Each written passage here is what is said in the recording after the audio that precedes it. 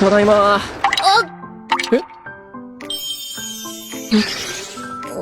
इस बार हुई घटना की वजह से लड़के ने घर बदलने का फैसला और भी पक्का कर लिया। शियाओसी सच में उसे मना नहीं कर पाई, इसलिए उसे उसकी बात माननी पड़ी।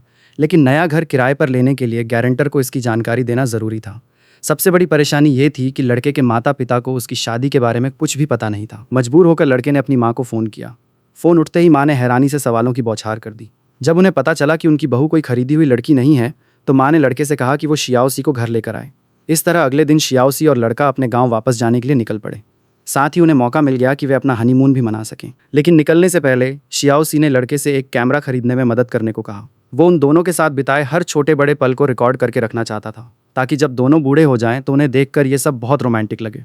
लेकिन कैमरा खरीदने के बाद किसे पता था कि लड़का अचानक शूटिंग एक्सपर्ट बन जाएगा और शियाओसी की 360 डिग्री से बिना किसी एंगल को छोड़े तस्वीरें खींचने लगेगा। लड़के को इस तरह दीवाने की तरह देखकर शियाओसी भी बेबस होकर आह भरने लगी। इसके तुरंत बाद उसने अचानक कैमरा छीन लिया और लड़के की भी एक तस्वीर खींच दी। इसके बाद दोनों घर वापस जाने वाली बस में बैठ गए। पूरे दिन मॉडल बनी रहने के कारण शियाओसी सीट पर सिर रखते ही सो गई, लेकिन लड़का बहुत ज्यादा उत्साहित होने की वजह से सो नहीं पा रहा था। तभी अचानक बस को एक जोरदार झटका लगा। जब शियाओसी लड़के की चिंता कर रही थी, उसी समय चियान सुई भी 2 नौकरानियों को लेकर उनके पीछे पीछे वहां तक आ गई। लड़की अभी अपना नाइट सूट उतारने ही वाली थी कि लड़के ने जल्दी से उसे रोक दिया और बताया कि वो अभी भी यहीं मौजूद है। सिर्फ पिछली रात ही दोनों अजनबियों से पति पत्नी बन गए थे और इसमें उन्हें केवल 2.5 घंटे लगे थे। कहानी भले ही काफी अजीब लगे, लेकिन सुनने में आया है कि यह लेखक के वास्तविक अनुभव पर आधारित है। पता नहीं कितने लोग इस वजह पर विश्वास करेंगे। और शादी का रजिस्ट्रेशन कराने वाली उसी रात शियाओसी लड़के के घर में रहने आ गई। नए खरीदे हुए बिस्तर पर लेटते ही शियाओसी को जितना आराम महसूस हुआ वो बताया नहीं जा सकता। इसके बाद शियाओसी बगल वाले कमरे में जाकर अपना नाइट सूट पहनने लगी, लेकिन वो ये भूल गई कि बाहर अभी अभी कुंवारा जीवन खत्म करने वाला लड़का मौजूद है। उसकी हर एक हरकत लड़के के दिल को बेचैन कर रही थी। अगर उसे पहले से पता होता कि शादी इतनी रोमांचक होगी, तो उस समय वो प्यार का इजहार करने के बजाय सीधे शादी के लिए प्रपोज कर देता। ज़्यादा देर नहीं लगी और शियाओसी ने कपड़े बदल लिए। लड़का अपने कपड़े लेकर बदलने के लिए तैयार हुआ, लेकिन शियाओसी ने उसे यहीं कपड़े बदलने के लिए कह दिया। लड़का तुरंत शर्म से लाल हो गया और शियाओसी के हैरान चेहरे की परवाह किए बिना जिद करने लगा कि वो बगल वाले कमरे में जाकर कपड़े बदलेगा। लेकिन जब उसने अपना नाइट सूट पहन लिया तो देखा कि शियाओसी ने अपने बालों का एक प्यारा सा जूड़ा बना लिया था। इस नए लुक को देखकर लड़के का दिल जोर से धड़क उठा। उसे बिल्कुल उम्मीद नहीं थी कि उसकी पत्नी इतनी प्यारी लग सकती है। दोनों के तैयार होते होते रात के 2:30 बज चुके थे, लेकिन सोने से ठीक पहले शियाओसी ने अचानक कुछ कहा।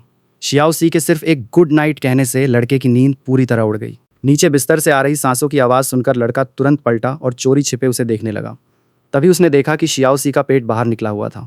उसे डर था कि कहीं उसे ठंड लगकर सर्दी न हो जाए, इसलिए लड़का बिस्तर से उतरकर उसे कंबल ओढ़ाने के लिए आगे बढ़ा।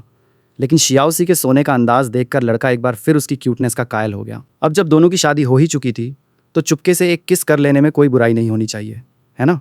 लेकिन आखिरी वक्त पर वो अचानक रुक गया। आखिर पहला किस होश में रहते हुए ही करना ज़्यादा अच्छा रहेगा। इस तरह लड़का थोड़े अफसोस के साथ वापस बिस्तर पर आ गया। लेकिन जैसे ही वो लेटा, शियाओसी अचानक उठकर बैठ गई। वो आंखें बंद किए रसोई में पानी पीने चली गई। लेकिन वापस आने के बाद वो लड़के के बिस्तर के सामने खड़ी होकर चुपचाप कुछ देर तक खड़ी रही।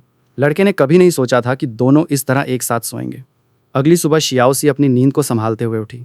हाथ में अपने बिस्तर का नहीं बल्कि किसी और का कंबल देखकर उसके सिर में सवाल ही सवाल घूमने लगे। कुछ समझ नहीं आया तो उसने इस बारे में सोचना ही छोड़ दिया।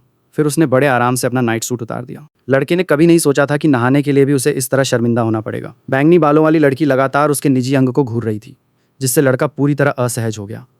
आज सुबह ही अपनी शादी की पहली रात खत्म होने के बाद लड़का शियाओसी को पास के सार्वजनिक स्नान घर में नहाने के लिए लेकर गया। लेकिन इस स्नान घर का मालिक बड़ा अनुभवी आदमी था। लड़के के पास खड़ी लड़की को देखते ही बैंगनी बालों वाला आदमी हैरान रह गया। तब लड़के ने उसे शियाओसी से मिलवाया। पूरी बात जानने के बाद बैंगनी बालों वाले ने दोनों को मुफ्त में नहाने देने का फैसला किया। लेकिन जैसे ही शियाओसी अंदर गई, उसने लड़के को रोक लिया। वो दोनों की प्रेम कहानी के बारे में बहुत उत्सुक था, लेकिन किसे पता था कि लड़का कहेगा कि उसकी कोई खास प्रेम कहानी ही नहीं है, क्योंकि दोनों सिर्फ 2 बार मिले थे और उसके बाद ही उन्होंने शादी करने का फैसला कर लिया था।